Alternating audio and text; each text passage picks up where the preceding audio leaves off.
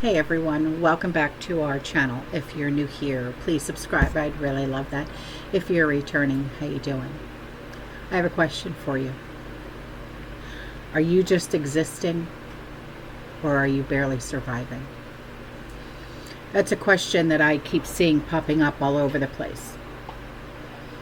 And people are feeling crushed right now. Are you just getting by eating maybe some cereal and some ramen noodles? You know, this is something serious that's really going on right now, and we need to talk about this. People are actually being crushed by skyrocketing cost, whether it's rent, groceries, healthcare, you name it. People are actually, entire families are cutting back on basics, not going to the doctor, drowning in debt just to keep a roof over your head. Never thought you'd be talking about this, right? Does the American dream actually exist, or is that just a scam? When you were growing up, you wanted to get married and have the two kids, boy and a girl, right? Fenced in yard, the dog. Can't do that anymore, can we? America is the only place where poor people will fight to stay poor. You ever notice that America is like one of the few places on earth where poor people will shun the things that benefit them and make their lives easier? Like you're struggling to make ends meet. You work in 2 jobs, can't afford health care, child care, or even groceries sometimes. And instead of saying, yeah, I deserve help so me and my family can breathe, folks instead be out here like, nah, I don't want no handouts. The thing is, it's not even a handout. It's your money. You already paid taxes for it. That's not even a charity. You're getting back what you put in. But we've been so conditioned to believe wanting help or needing help makes us weak or lazy that people would rather suffer than get relief. And the wildest part to me is working class people don't even trust other working class people. They dismiss what you say, but let some billionaire in a suit. They dismiss what you say, but let some billionaire in a suit say, who ain't never punched a time clock a day in their life. Tell them to pull themselves up by their bootstraps, and suddenly that's gospel to them. And I'm sitting there like, hello, this guy don't even own boots. All it does is keep the system broken. Because see, while you're too proud to accept housing, childcare help, food help, the things that literally improve your quality of life, rich folks are laughing all the way to the bank. And then you end up taking food and resources out of your own family's mouth just to show you're self-reliant. Wake up. Rich people don't like us like that. They're not losing any sleep about if your lights get cut off or if you can afford to feed your kids. Stop siding with people who wouldn't spit on you if you were on fire. Because the truth is, the only folks who really got us is us. When you are feeling like you're just existing, you're not actually living, it echoes what psychology calls survival mode, right? It's when life becomes a grind of routine, stress, and just getting through the day.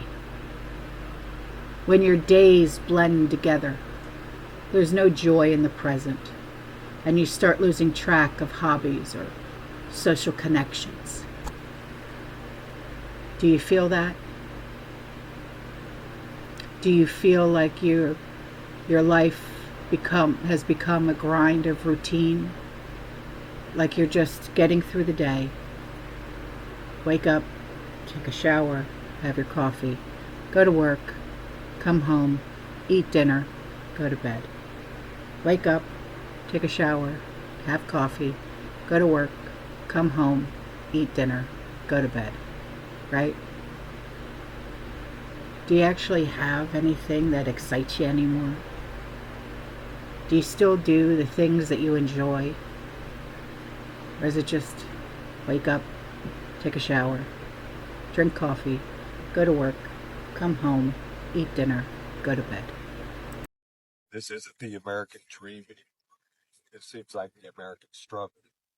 You know, your grocery bill is the same price as your mortgage payment or your rent payment. Hope's down, rent's up. You can't find a piece of land anymore because people from other countries or big developers are coming in and they're splitting it into eight acre lots and building houses, and then they're charging 500,000 to a middle apiece, and then saying that's the American dream. American dream used to be where you could afford things, where you could afford as a family to buy a house, pay for your groceries, get good health care, get child care, so that you can work. The American dream used to be about dreams. You could dream of a better life. You could dream of your own 40-acre plot of land with animals and a big garden. It used to be where you could go to your neighbor's house and ask for sugar. I wouldn't knock on my neighbor's door anymore in America because you're liable to get shot. And then they think they're right. And you see that on the news all the time. It happens every single day, it seems like, in America. Living in America now, you're required to almost speak 2 to 3 different languages just to understand everybody in a single day. That's not my American dream. My American dream is about hope. My American dream is about love. My American dream is to be able to raise a family and to put kids in school without having to worry about something terrible can happen to them, or that the teachers don't even speak English in a lot of the schools, and the kids come home and their grades are bad because they can't understand the work the teacher's given. Folks, that's not the American dream. That's the American nightmare. This is Outlaw Unfiltered, and I'm John Cup. Now, I have heard people venting about working multiple jobs, and I get it. Barely still able to afford rent, a feeling of hopelessness about the future. It's especially brutal for our family and friends of the lower income, right? Even Gen Z, millennials, who are slammed by student loans and wages that just don't keep up. So here's a short list for you. Housing shortages, wage stagnation, healthcare system. It feels like a gamble, right? So that's what it feels like. It's a gamble. It's like you're damned if you do, you're damned if you don't, right? Some argue that the system is rigged to keep people stuck. And I'll agree, yeah, it does feel like that sometimes. While others say personal choices and bad luck play a role. Bad luck? Give me a break. You know, either way, the despair is real. And social media gives it a megaphone, you know. But sometimes you feel like you have to talk about it. You have to talk about it. You have to get it out. Because if you don't, it's like you're going to explode if you don't get it out. And I get it. You have to talk about it. Because maybe, just maybe, there's somebody out there who is experiencing the same thing that you are. And they'll say, I understand. So, this is something that we should be talking about. Are you existing? Barely surviving? Or are you okay? I will see you guys in the next one, okay? You stay safe, stay positive, you keep prepping, and as always, fearless and God bless. Ciao. This is for my average working folks, you know. We don't make a whole lot of money, you know, but we do okay. We do enough to get by, a little on the side.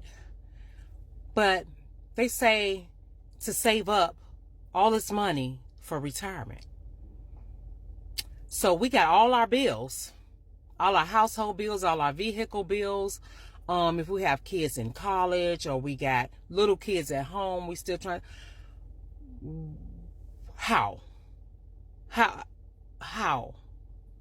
How are we saving up for retirement the way we should? We saving, but it ain't nearly enough what we should be saving. How are we saving up for all that when we got all this that's going on?